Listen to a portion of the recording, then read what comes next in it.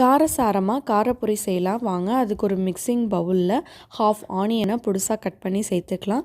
அது கூடவே 2 table spoon அளவு துருவின கேரட் சேர்த்துக்கலாம்.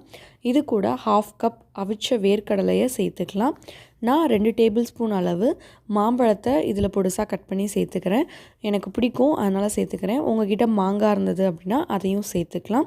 கூடவே 1/2 டேபிள் ஸ்பூன் அளவு மஞ்சள் தூள், 1/2 டேபிள் ஸ்பூன் அளவு மிளகாய்த்தூள், தேவையான அளவு உப்பு, கொஞ்சமாக லெமன், ஹாஃப் லெமன் அளவு புழிஞ்சு விட்டுட்டு இது எல்லாத்தையுமே நல்லா மிக்ஸ் பண்ணி விட்டுறலாம்.